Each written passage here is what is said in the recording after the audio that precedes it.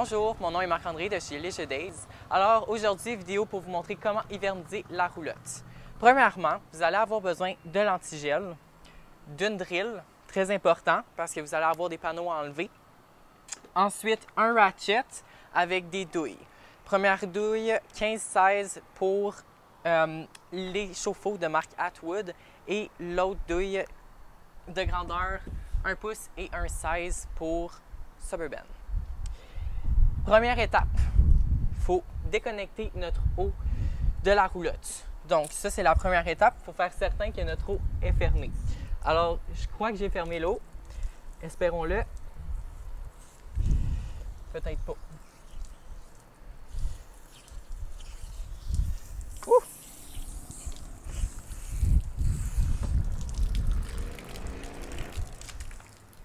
Ma hose n'était pas vidée, donc ça se peut que ça arrive. C'est pas grave. La roulotte est faite pour qu'il y ait de l'eau dessus, donc il n'y a pas de danger. Donc, prochaine étape, c'est d'ouvrir nos bouchons en dessous de la roulotte, ce qu'on appelle les low point drain. Donc, vous en avez un pour votre réservoir d'eau fraîche, habituellement un pour l'eau chaude et un pour l'eau froide. Certaines roulottes, ça va tout être dans un tuyau. Donc, comme par exemple celle-ci, j'ai seulement qu'une valve. Alors, moi, j'ouvre la valve. Parfois, ça va être un bouchon. Donc, on l'ouvre. Donc, ici, moi, j'ai pas d'eau dans le réservoir, pas d'eau dans les lignes. Donc, ça ne coule pas. Normalement, ça va couler. Donc, prochaine étape, ça va être d'ouvrir le réservoir à eau chaude, ici. Donc, il faut enlever le bouchon. C'est pour ça qu'on a besoin de notre ratchet. Donc là, c'est sûr que ça va être tight au début. On l'enlève. Si jamais il y a de la pression dans votre tank à eau chaude, avant de l'enlever, vous pouvez tirer ici. Ça va en enlever un peu. Puis après ça, on enlève le bouchon. Sinon, le bouchon, ça risque de vous revoler dessus, un peu comme ça. Donc là, maintenant, le réservoir se vide. On peut laisser le bouchon ici sur le côté. C'est normal, on laisse l'eau couler. Il n'y a pas de danger pour la roulotte. Donc, on va laisser ça comme ça. On va le laisser se couler. Puis, on va aller à l'intérieur. Ce qu'on va aller faire, c'est fermer les valves parce que le réservoir d'eau chaude, on ne peut pas mettre de l'antigel dedans. Donc, pour les valves de votre chauffe-eau, vous pouvez avoir un système avec 2 valves ou un système avec 3 valves. Système avec 2 valves, dans le fond, on veut seulement inverser les valves pour le mettre en mode hiver. Mon système ici, c'est avec 2 valves, donc on va pouvoir vous montrer tantôt. Le système avec 3 valves.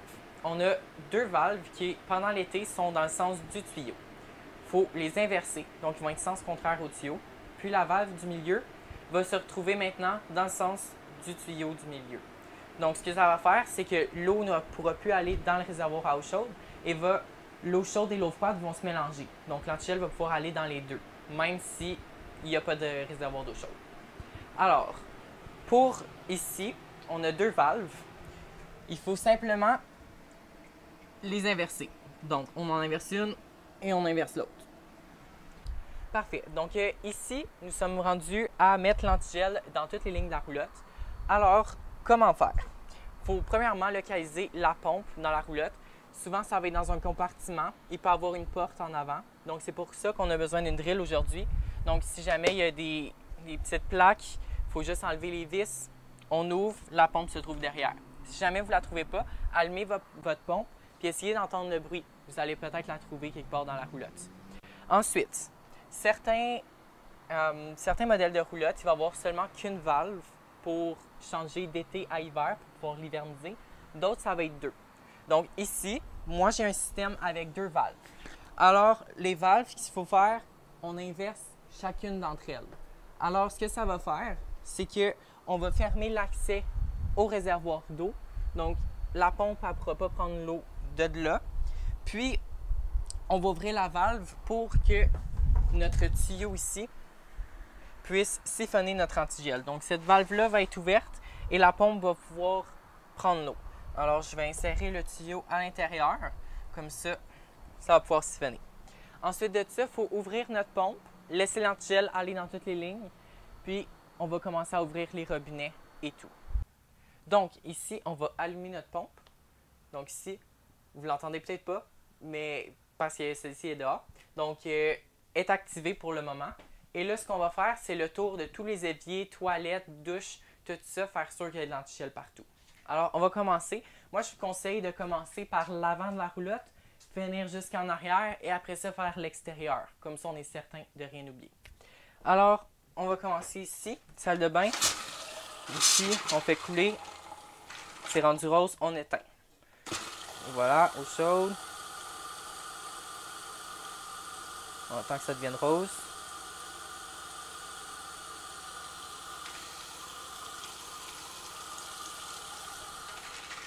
Et voilà, c'est rose, on éteint. Alors des fois, oui, ça peut prendre du temps parce qu'il y a beaucoup d'eau dans les lignes. Donc, c'est de faire certain qu'il n'y ait pas d'eau. Donc, c'est très important de s'assurer qu'il y ait du rose qui coule. Maintenant, pour la douche, on va faire la même chose ici.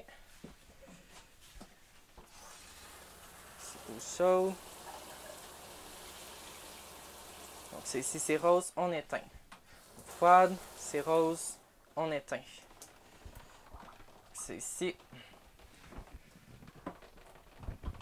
Comme ça. Et voilà.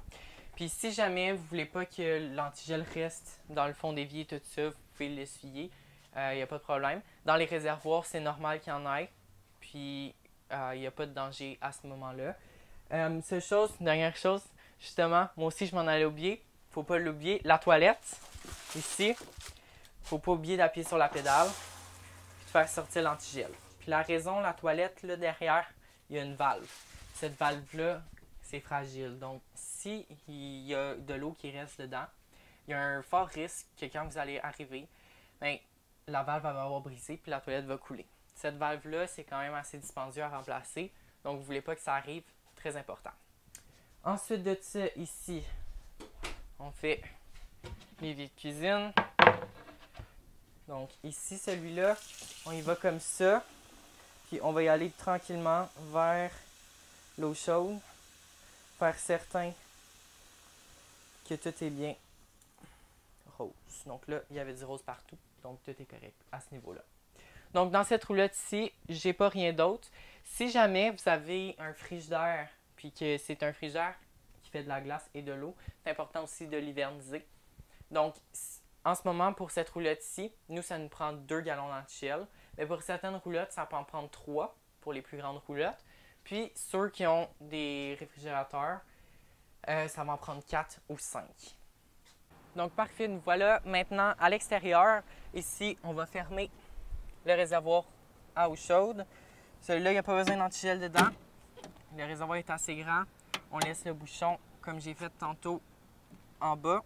Puis là, on va juste simplement le fermer pour l'hiver. Donc, il n'y a aucun danger avec le réservoir d'eau chaude. Maintenant, on fait le tour. On regarde. Ici, j'ai rien qui consiste à avoir de l'eau. Donc, on est correct. Toute mon eau sur cette roulotte-ci est sur l'autre côté. Alors, en se déplaçant, on va aller voir. Donc, on a notre pompe ici. Ensuite, nos connexions d'eau. On va faire la douche extérieure. Comme c'est ici. On va attendre qu'il y ait de l'antigel. C'est rose. On va attendre qu'il y ait de l'antigel. Ça redevient blanc. Les douches, il faut faire attention. Des fois, ça va redevenir blanc parce qu'il y a de l'eau dans ce tuyau aussi. Donc, c'est rose pendant un petit bout. Après ça, ça redevient blanc. Puis après ça, il faut que ça redevienne rose. Donc, c'est ici. Donc, maintenant, j'ai tout utilisé mon gallon d'antigel. Alors, ici, moi, il faut que je le change. Oh. Faire attention pour que ça coule, pas faire comme moi. Donc, on change. Comme ça ici. Puis là, attention. Même si ça coule, c'est pas grave. On va l'essuyer après. Ici, on change de gallon. Donc, ça ici. Ensuite de ça, la pompe est encore activée. Alors, j'ai fait ça. On est rendu à notre connexion d'eau ici. Celle-là aussi, il faut hiverniser parce qu'il y a une petite valve à l'intérieur. Puis là, je vais juste enlever le capuchon pour vous montrer la petite valve. Comme c'est ici. Donc, vraiment, on pousse, on l'enlève. Ici, on a une petite valve, juste ici. Puis là, ce qui va être important de faire, c'est d'aller fermer la switch de la pompe avant de vider ça. Donc là, si on est 2, ça va bien. Il y a quelqu'un qui peut aller à l'intérieur, fermer la pompe, ouvrir un robinet pour enlever la pression dans nos lignes. Si on est toute seule, ce que je conseille de faire, c'est premièrement, on va aller éteindre la pompe, enlever la pression. Donc, on ferme la pompe, on ouvre un robinet, on enlève la pression, ensuite on se retrouve à l'extérieur. On ferme la pompe. Ici, on va ouvrir un robinet, juste ici, comme ça. Là, à ce moment-là, il n'y a plus de pression dans notre système d'eau. Alors, on peut aller insérer notre petit ami ici. Donc, maintenant que la pression est enlevée, ici, je peux appuyer sur la valve, puis l'eau, elle sort, mais s'il y avait eu trop de pression, la valve aurait pu briser. Donc, c'est pour ça. Alors, moi, comme je suis toute seule à faire l'hivernisation aujourd'hui, je vais utiliser mon petit grillage ici qui était placé comme ça. Je vais le mettre à l'envers. Donc, en l'insérant à l'envers, ça va pousser ma petite valve ici dans le fond. Donc, en poussant la petite valve, ici, donc on l'insère comme ça. Quand je vais activer la pompe, l'antigel va pouvoir sortir ici, par là. Donc, je vais ouvrir la pompe, puis on va voir qu'est-ce que ça donne à l'extérieur.